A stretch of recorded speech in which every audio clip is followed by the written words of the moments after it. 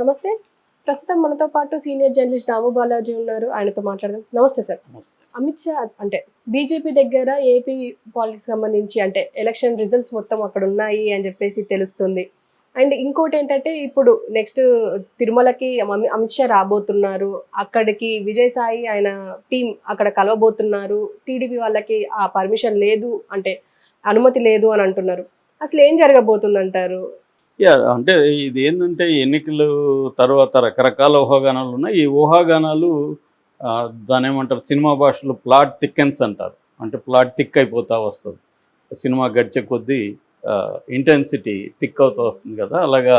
అంటే ఒక interval bank, దాని తర్వాత రన్నింగ్ స్టోరీ, అలాగా ఉంది ఇది కూడా. ఒక వేగం పుంజుకుంటుంది, రకరకాల ఊహాగానాలు వస్తున్నాయి. ఎవరు కూడా ఎగ్జిట్ పోల్స్ బయటకు వచ్చే వరకు వెయిట్ చేయట్లేదు. ముందే తెలుసుకుందాం ఎగ్జిట్ పోల్స్ అన్న ఆతృత బాగా పెరుగుతుంది. ఈ కాంటెక్స్ట్లో ఒక న్యూస్ వైరల్ అవుతుంది. దీన్ని వైసీపీ వాళ్ళు సర్క్యులేట్ చేస్తున్నారు. ఇదేంటంటే అమిత్ షా తిరుమల రాబోతున్నాడు. సో ఎందుకంటే ఈరోజు ఈవినింగ్కి ప్రచారం సమాప్తం అయిపోయింది. ఇంకా వాళ్ళు చేసే పనులు ఏమి ఉండవు. సో ఎన్నికల రోజు ఎలా డీల్ చేయాలనేది 7th phase, first day June 1న ఎల్లుండికి ఎన్నికలు జరగబోతున్నాయి. సో ఈ కాంటెక్స్ట్లో అమిత్ షా తిరుమల దర్శనం చేసుకోబోతున్నాడు. అయితే ఆయన విజయసాయిరెడ్డి బృందంతో కలవబోతున్నాడు అన్నది వైసీపీ వాళ్ళు లీక్ చేస్తున్న వార్త. ఇందులో నిజముందా లేదు తెలీదు. అట్లాగే తెలుగుదేశం పత్రికల్లో కూడా ఏమొచ్చాయంటే ఆయన ఇట్లా పర్యటనకి అయితే వస్తున్నారు, తిరుమల పర్యటనకి. బట్ తెలుగుదేశం అంటే పవన్ కళ్యాణ్ కానీ చంద్రబాబు కలుస్తున్నాడా లేదనేది తెలియరాలేదు అని రాశారు. అంటే తెలియరాలేదంటే ఏమిటి, ఇంకా కూడా ఎందుకు తెలియరాలేదు, టైం లేదు కదా, కాబట్టి లేదనే మనకు అర్థమవుతుంది. ఉండుంటే ఈ పాటికి ఫ్రంట్ పేజీలు ఊదరగొట్టుండేవాళ్ళు. చంద్రబాబు, పవన్ కళ్యాణ్, అమిత్ షా భేటీ తిరుమలలో ఇవన్నీ కొట్టుండేవాళ్ళు. ఇవి కొట్ల. ఆల్రెడీ చంద్రబాబు పవన్ కళ్యాణ్ భేటీ మాత్రం లైవ్లు పెట్టారు ఏబిఎన్లు వీళ్ళందరూ. అంటే క్లియర్గా అమిత్ షా తిరుమలకు వచ్చినా కూడా మర్యాదపూర్వకంగా కూడా చంద్రబాబుని, పవన్ కళ్యాణ్ ఎందుకు కలవట్లేదు అనేది ఒక ప్రశ్న. రెండో ప్రశ్న ఏంటంటే విజయసాయిరెడ్డి టీం ఒకటి సీక్రెట్గా వెళ్ళి కలవబోతుంది అమిత్ షాని అని ఇంకో ప్రశ్న. ఆల్రెడీ మనం ఒకటి చెప్పుకున్నాము. స్పెక్యులేషన్స్ ఎలా ఉన్నాయంటే లండన్లో కూడా జగన్ని బీజేపీ ప్రతినిధులు కలిశారని ఒక న్యూస్ వచ్చింది. తర్వాత అదేవిధంగా రివర్స్లో రాహుల్ ప్రతినిధులు కలిశారని, దాన్ని షర్మిలానే ఫెసిలిటేట్ చేసిందని కూడా ఇంకొక న్యూస్ వచ్చింది. అంటే ఇవన్నీ ఎందుకు వస్తున్నాయి అనుకున్నప్పుడు మనకి సెంట్రల్లో బీజేపీకి ఇండిపెండెంట్గా తానే గవర్నమెంట్ ఫామ్ చేసే ఒక మ్యాజిక్ ఫిగర్ 272 సీట్లు రావాలి అవుట్ ఆఫ్ 543. సో 270 సీట్లు వాళ్ళకి వచ్చే అవకాశం కనిపించట్లేదు. అందువల్ల ఒకవేళ ఎన్డీఏ కూటమికి ఏమన్నా వస్తుందా అంటే అది కూడా చెప్పలేము. ఎందుకంటే ఎన్డీఏలో బలమైన పార్టీలు తక్కువే ఉన్నాయి. ఒక చంద్రబాబు ఉన్నాడు, ఇక్కడ టీడీపీ ఉంది, అక్కడ ఎన్సీపీ అజిత్ పవార్ వర్గం ఉంది, శివసేన షిండే వర్గం ఉంది. ఇంత తప్ప పెద్దగా లేదు. అన్నీ చిన్న చిన్న పార్టీలే. తమిళ మానాల్ కాంగ్రెస్, పిఎంకే ఇట్లాంటి తమిళనాడులోనే ఒక 4-5 ఉన్నాయి. పేరుకి 38 కానీ అన్నీ చిన్న చిన్న చోట పార్టీలు. అందువల్ల బీజేపీ ఏంటంటే ఇప్పుడు ఏ ఫేజ్లో ఎలక్షన్లు జరిగే కొద్దీ ఆ ఫేజ్కి సంబంధించిన రిజల్ట్స్ని, ఎగ్జిట్ పోల్స్ని తను తెప్పించుకునింది. తను సర్వే టీములను పెట్టింది. మరోవైపు వాళ్ళకి ఆర్ఎస్ఎస్ నెట్వర్క్ లేని ఊరు లేదు, లేని ప్రాంతం లేదు. కాబట్టి ఆర్ఎస్ఎస్ నెట్వర్క్ కూడా ఈ ఎగ్జిట్ పోల్స్ సపరేట్గా ఆర్ఎస్ఎస్ వాళ్ళు కూడా చేశారని చెప్తున్నారు. సో ఈ ఆర్ఎస్ఎస్ తర్వాత తను పెట్టుకున్న టీమ్స్ వీటన్నిటి నుంచి ఎగ్జిట్ పోల్స్ వెళ్ళిపోయినాయి. ఈ 6 ఫేజులకి సంబంధించి ఆల్రెడీ వెళ్ళిపోయినాయి.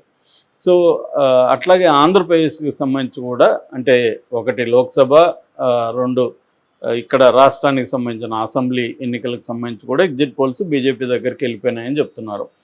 అందులో వైసీపీని 110 దాకా సీట్లు వస్తాయి, వైసీపీ గవర్నమెంట్ ఫామ్ చేస్తుంది అనేది వాళ్ళకి వెళ్ళిన రిపోర్ట్ అనేది చెప్తున్నారు. మనకి అది దాని క్రెడిబిలిటీ ఎంత అని మనం చెప్పలేం. బట్ వస్తున్న వార్త ఇది. దానివల్ల వాళ్ళు వైసీపీ టచ్లోకి వెళ్ళారనేది ఒక వార్త. ఎందుకంటే ఎగ్జిట్ పోల్స్ని విశ్వసనీయత చెప్పలేం, కానీ ఒక్కొక్కసారి మ్యాక్సిమం అయితే 70-80% అవుతాయి. లాస్ట్ ఎన్నికల్లో కూడా 2019లో చూసుకుంటే వాళ్ళకి ఎన్డీఏకి 353 వచ్చాయి. 303 ఏమో బీజేపీకి వచ్చాయి. అప్పుడు కూడా 242 నుంచి 352 వరకు ఎగ్జిట్ పోల్స్ చెప్పాయి.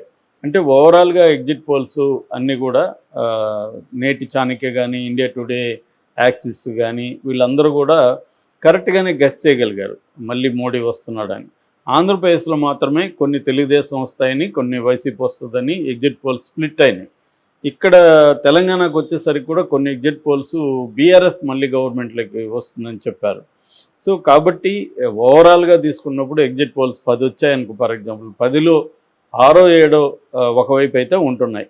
సో అందువల్ల ఎప్పుడో కానీ తప్పవు. ఫర్ ఎగ్జాంపుల్ మొన్న 2022లో ఛత్తీస్గఢ్ ఎన్నికలు అప్పుడు తప్పైనాయి. ఎవరు కూడా కాంగ్రెస్ రాదని చెప్పలేకపోయారు, కాంగ్రెసే వస్తుందన్నారు, కానీ కాంగ్రెస్ రాలేదు.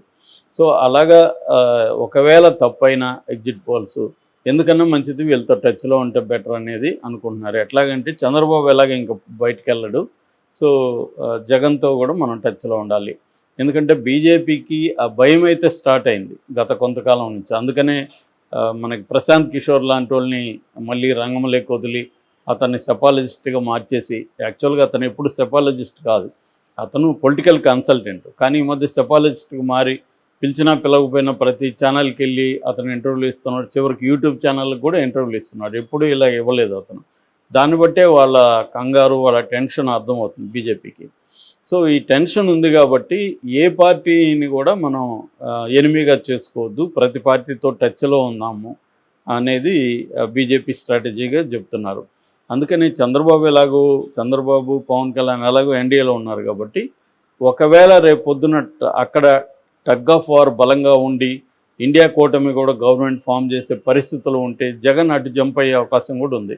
ఎందుకంటే జగన్ ముందు నుంచి కూడా ఏం చెప్తున్నాడు, 2019 ఎలక్షన్ ముందు కూడా ఏం చెప్పాడంటే, నాకు 25 సీట్లు ఇవ్వండి మీరు, మన మద్దతుతో అక్కడ కానీ గవర్నమెంట్ ఫామ్ చేస్తే మనం వాడ మెడలు ఉంచి ప్రత్యేక హోదా తెచ్చుకుందాం అనేది జగన్ హామీ. కానీ అది బ్యాడ్ లక్ ఏంటంటే వాళ్ళకి ఇండిపెండెంట్గానే 303 వాళ్ళకే వచ్చేసాయి బీజేపీకి. అందుకని జగన్ అవసరం వాళ్ళకి పెద్దగా లేదు, ఓన్లీ రాజ్యసభలో అవసరమైంది. ఆ మేరకు జగన్ రాజ్యసభలో అంశాల వారి మద్దతు అంటారు కదా, అలాగే బిల్లులను బట్టి మద్దతు ఇవ్వడం, దానికి ప్రతిగా తను కొన్ని రాష్ట్రానికి కొంత ఫండ్స్ తీసుకురావడం, ఇవన్నీ చేయగలిగాడు జగన్. అంటే పెద్ద ఇదేం లేదు, కానీ మిగతా తెలంగాణ రాష్ట్రాలతో పోలిస్తే కొంత బెటర్గానే పర్ఫామ్ చేయగలిగాడు. అంటే సెంటర్తో రేపో మెయింటైన్ చేయగలిగాడు. అయితే ఇప్పుడు రేపొద్దున ఇండియా కూటమి వచ్చి కాంగ్రెస్కి కొంత బలమైన సీట్లు లాస్ట్ ఎలక్షన్ కంటే ఎక్కువ వచ్చాయనుకో కాంగ్రెస్కి, అట్లాంటప్పుడు జగన్ అటు జంప్ అయ్యే అవకాశం ఉంది. అందుకని ముందుగానే మాట్లాడుతున్నారు ఒకటి. అందుకనే మనం గమనిస్తే సిఎస్ని మార్చట్లేదు ఇప్పటివరకు. సిఎస్ మీద రోజు పొంకాలుగా రాస్తున్నారు ఆయన భూ కబ్జాలని. ఏబిఎన్ అయితే లైవ్ పెట్టేస్తుంది, సిఎస్ మార్పు, సిఎస్ బదిలీ అని పెట్టేస్తుంది. ఆల్రెడీ బదిలీ అయినట్టుగానే వాళ్ళు చెప్పేస్తున్నారు. అయినా కూడా ఇప్పటి వరకు అయితే బదిలీ కాలేదు. దీనికి కూడా ఒక కారణం ఏంటంటే బీజేపీ జగన్ని మరీ ఇబ్బంది పెట్టే విధంగా ప్రవర్తించకూడదు. ఎందుకంటే ఆల్రెడీ ఎన్నికల్లో కొంత ఇబ్బంది పెట్టారు జగన్ని. ఎందుకంటే డీజీపీని మార్చడం, చాలామంది ఎస్పీలు మార్చడం, తెలుగుదేశంకి లేదా కూటమికి అనుకూలమైన వాళ్ళని మార్చడం, ఇవన్నీ చేశారు. కానీ సిఎస్ విషయంలో తొందరపడట్లేదు. నిజానికి సిఎస్ని టార్గెట్ చేస్తూ గత వారం నుంచి తెలుగుదేశం మీడియా కానీ, తెలుగుదేశం నాయకులు కానీ, జనసైనికులు కానీ అందరూ సిఎస్ని టార్గెట్ చేస్తున్నారు విపరీతంగా. రోజు పుంకాల వార్తలు వండి వారుస్తున్నాయి తెలుగుదేశం మీడియా.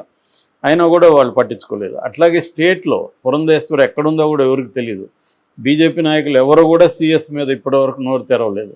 అంటే క్లియర్గా బీజేపీ జగన్తో కూడా గొడవలు వద్దు అనే అభిప్రాయానికి వచ్చిందా, ఎందుకు మారింది బీజేపీ అనేది ఇప్పుడు చర్చ అనమాట. అందుకని ఈ నెరేటివ్ వినిపిస్తుంది. బీజేపీకి ఎగ్జిట్ పోల్స్ వెళ్ళాయి కాబట్టి, అందులో జగన్ గెలుస్తాడని ఉంది కాబట్టి జగన్తో మంచిగా ఉందాం అన్న ఆలోచన బీజేపీకి వచ్చిందని చెప్తున్నారు.